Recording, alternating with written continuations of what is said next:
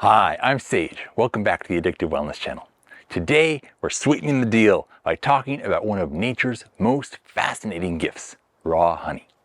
And of course, we're going to explore its many health benefits, but we'll also focus on some of the unique advantages of local honey and the extraordinary Manuka honey from Aotearoa, New Zealand. Plus, we'll dive into some fascinating history and science about honey. And that question you've always wondered but never asked, when you get honey in the honeycomb and you're chewing on it, are you supposed to swallow the wax? So let's get started. First off, let's define what raw honey really is. Unlike the processed honey that you often find on supermarket shelves, raw honey comes straight from the beehive. It's unheated, unpasteurized, and unprocessed, preserving all the natural vitamins, enzymes, phytonutrients, and antioxidants that honey naturally offers. The processed honey that you find at an average grocery store has had many of the valuable nutrients destroyed, especially the enzymes which honey is such an incredible source of. And processed honey may even be adulterated and diluted with other ingredients like high fructose corn syrup. It's well known for its antibacterial and antifungal properties thanks to an enzyme that produces hydrogen peroxide. This natural sweetener is also an excellent source of antioxidants like organic acids and phenolic compounds and flavonoids. Raw honey is great for soothing sore throats and can be a natural cough suppressant for respiratory infections. It's also humectant, which means that it helps keep your skin hydrated by attracting moisture. Some research has also indicated that honey polyphenols may have nootropic and neuroprotective properties, helping to counter oxidative stress and neurotoxins. These polyphenols from honey may also prevent memory disorders and enhance memory formation by influencing the neural circuitry. They can also reduce neuroinflammation, particularly in the hippocampus, which is a brain area which is crucial for memory. Ancient civilizations such as the Egyptians, the Greeks, and the Romans highly valued honey, not only as a food and a medicine, but also as a symbol of wealth and fertility. The Greeks believed that honey was a gift from the gods. In fact, Hippocrates, the father of modern medicine, prescribed honey for various ailments, and the Roman legions used it to heal their wounds on the battlefield. Honey has been found on the tombs of ancient pharaohs, still perfectly edible after thousands of years. This remarkable preservation is due to honey's low water content and natural acidity. That, along with the presence of natural preservatives like hydrogen peroxide that we mentioned, create an inhospitable environment for bacteria and microorganisms. Now, the big question is, how does honey compare to regular sugar? Before we jump into that, if you're enjoying this video so far, please do me a favor and click the like button and subscribe to our channel and ring that notification bell. It's a huge help to our tiny family business and doesn't cost you a cent. And if you'd like to learn more about our tiny business and try the most delicious and healthiest chocolates ever, visit our website, addictivewellness.com. Some people might be inclined to think that honey is just like any other form of sugar, but that's not really the case. In this study, they looked at the effects on blood sugar and cholesterol of consuming either honey, dextrose, or sucrose. The blood sugar increase from honey was a fraction of what was seen with sucrose and dextrose and had much better effects on cholesterol balance.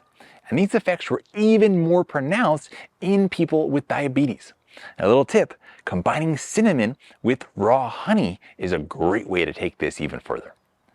Honey can actually help improve insulin sensitivity, which means it's helping to stabilize blood glucose levels and prevent the pancreas from overstimulation that you would see caused by insulin resistance. Trials on overweight, obese, and diabetic adults have shown that honey can lead to significant reductions in body weight, BMI, and fasting blood sugar levels. Now, you'll hear lots of people talk about honey for its antioxidants, but that's only half the story, or maybe even less. Yes, honey contains impressive levels of antioxidants, but it also acts in a few different ways to stimulate the body's own antioxidant production. Honey consumption is associated with increased superoxide dismutase activity, SOD, and it can contribute to higher levels of glutathione and may even activate the NRF2 pathway, which regulates the expression of antioxidant proteins that then protect against oxidative damage triggered by injury and inflammation. Now, let's zoom in on local honey. When you consume honey that's collected from your own environment, from nearby where you live, it can help build up your immune system against local allergens. The idea here is that bees from your area collect pollen that you would regularly be coming into contact with through just breathing the air. And by consuming their honey, you might reduce your sensitivity to these regional allergenic plants. It's like you're consuming it as a food and your body says, oh, that's okay, that's a food. I don't have to freak out when I happen to inhale a little bit of this. You can find beekeepers selling honey at just about any farmer's market. And they'll often also have other cool bee products like pollen and propolis, royal jelly, and even maybe some cool beeswax candles. If they have a different selection of local honeys, which should you buy? I'd recommend going for wildflower honey because this will have pollens from a bunch of different flowers, not just one plant species. And you can also look at which honey is darker in color. The darker the color, generally, the more nutritious that honey will be. Now let's move on to Manuka honey, which comes from the nectar of the Manuka bush in Aotearoa, New Zealand. It's like the superhero of the honey world because it has this unique non-peroxide antibacterial activity which comes from a compound called methyl glyoxal, or MGO. A lot easier to say, just MGO, right?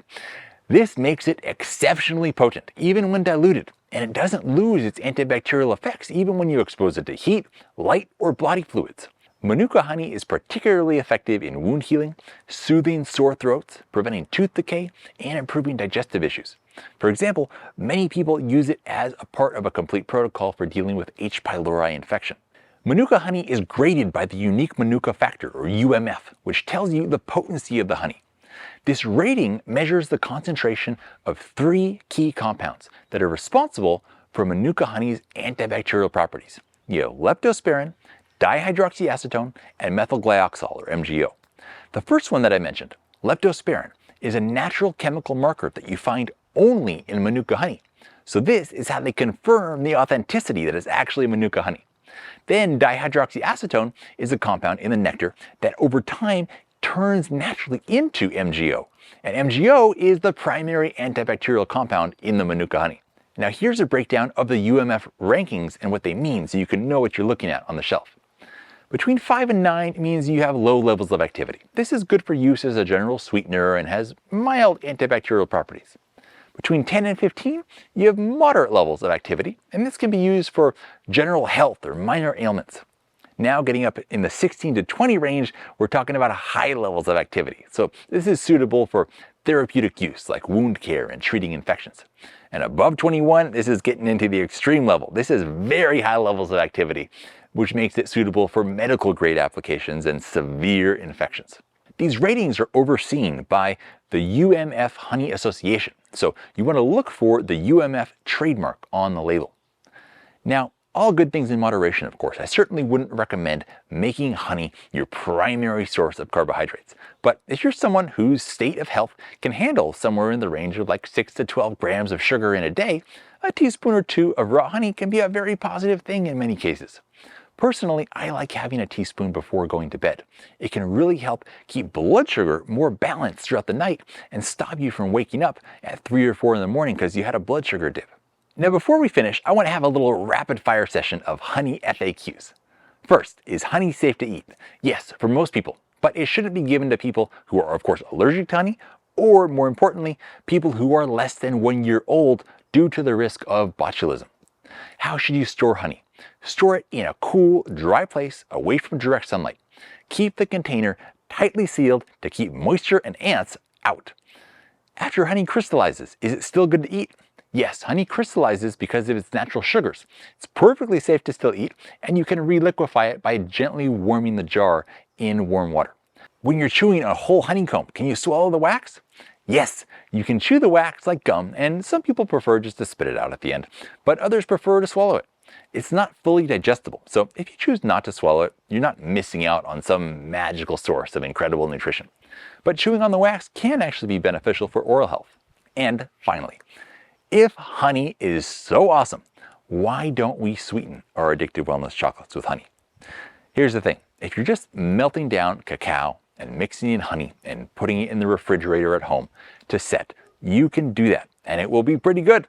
And you can enjoy it with your family, but it won't be shelf stable once removed from the fridge.